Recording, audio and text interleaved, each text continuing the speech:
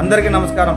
ఎండనక వాననక రాత్రనక పగలనక వాళ్ళ తల్లిదండ్రులు కూలి వెళ్ళి సంపాదించినటువంటి డబ్బుతో పుస్తకాలు కొని శ్రీ నారా లోకేష్ అన్న గారు మరి ఎన్డీఏ ప్రభుత్వం నిర్వహించినటువంటి పారదర్శకంగా నిర్వహించినటువంటి డిఎస్సిలో ఉద్యోగం సంపాదించినటువంటి ఉపాధ్యాయుల మీద ఇష్టానుసారంగా వైఎస్ఆర్సీపీ పార్టీ వాళ్ళు మరి శ్రీ వైఎస్ జగన్మోహన్ రెడ్డి గారు ఇష్టానుసారంగా దుష్ప్రచారాలు చేయడం, అబద్ధపు ప్రచారాలు చేయడం నిజంగా చాలా బాధాకరం అని చెప్పి అందరికీ నేను తెలియజేసుకుంటున్నాను.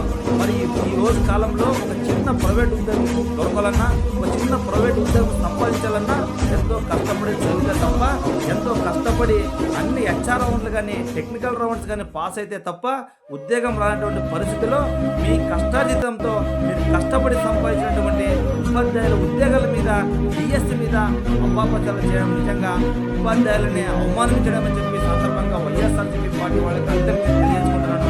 ఇది మంచి పద్ధతి కాదని చెప్పి సందర్భంగా నేను తెలియజేసుకుంటున్నాను. ఈరోజు శ్రీ వైఎస్ జగన్మోహన్ రెడ్డి గారు 5 సంవత్సరాల ముఖ్యమంత్రి సీటు కోసం 50 సంవత్సరాలు జీవితాన్ని కాపాడేటువంటి ఉపాధ్యాయుల ఉద్యోగం మీద ఇలా విష ప్రచారం చేయడం చాలా బాధాకరం అని చెప్పి వాళ్ళని అవమానించడం అని చెప్పి సందర్భంగా మీ అందరికీ నేను తెలియజేస్తున్నాను.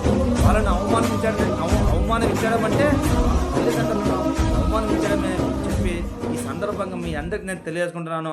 ఈరోజు ఉపాధ్యాయులందరికీ నేను ఇచ్చే సందేశం ఏంటంటే, దయచేసి మీ మీద జరుగుతున్నటువంటి దుష్ప్రచారాన్ని మీరు సూటిగా తిప్పి కొట్టాలని, ఏ వేదిక వచ్చినా ఏ సమయం వచ్చినా ఎక్కడ కూడా మీరు తగ్గకుండా మీ కష్టార్జితంతో సంపాదించినటువంటి ఉద్యోగం మీద వైఎస్ఆర్సీపీ పార్టీ వాళ్ళు చేసేటువంటి అపప్రచారాలను అబద్ధ ప్రచారాలను మీరు సూటిగా తిప్పి కొట్టాలని చెప్పి ఈ సందర్భంగా మీ అందరికీ నేను తెలియజేసుకుంటూ ముగించుకుంటున్నాను.